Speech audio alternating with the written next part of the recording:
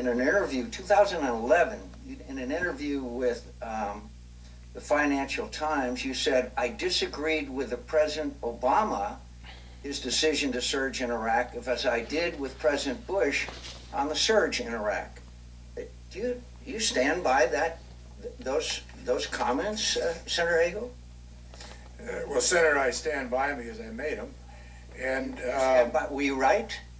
Were you correct in your assessment? Well, I would defer to the judgment of history to sort that out. But the committee deserves your judgment as to whether you were right or wrong about the surge.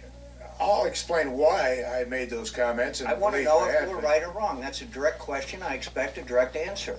The surge assisted in the objective, but if we review the record a little bit... Will you please answer the question? Were you correct or incorrect when you said that the surge would be the most dangerous foreign policy blunder in this country since Vietnam? Were you correct or incorrect? Yes or no? My reference to the surge being the most dangerous... Senator Hagel, the question is, were you right or wrong? That's a pretty straightforward question. Well, I would like to answer whether you were right or wrong, and then you are free to elaborate. Well, I'm not going to give you a yes or no answer on a lot of things. Show that you refuse to answer that question. Now, please go ahead. Well, if you would like me to explain why... I actually would like an answer. Yes or no? Well, I'm not going to give you a yes or no. I think it's far more complicated than that. As I've already said, my answer is I'll defer that judgment to history.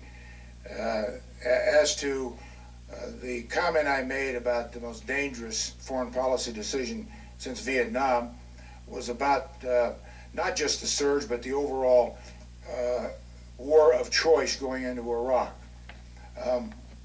That particular decision that was made on the surge, but more to the point, our war in Iraq, I think was the most fundamentally bad, dangerous decision since Vietnam.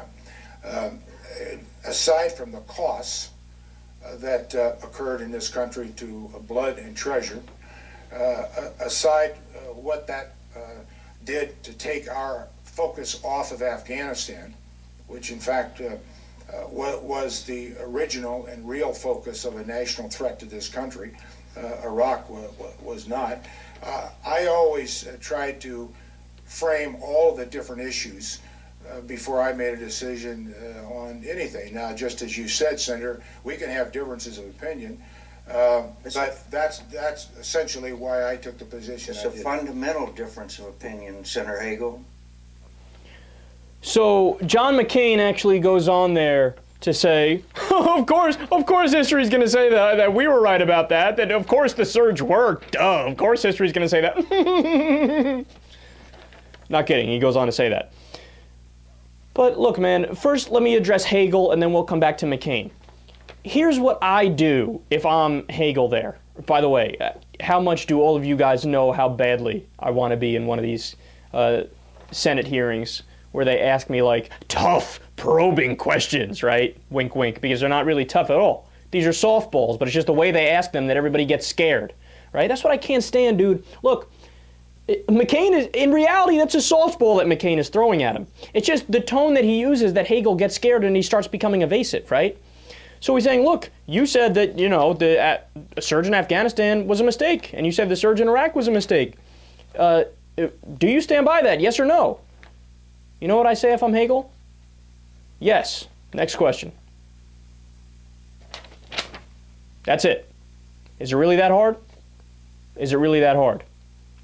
So now let's address McCain, because, God, that's so stupid what he's doing, man. First of all, dude, you're trying too hard.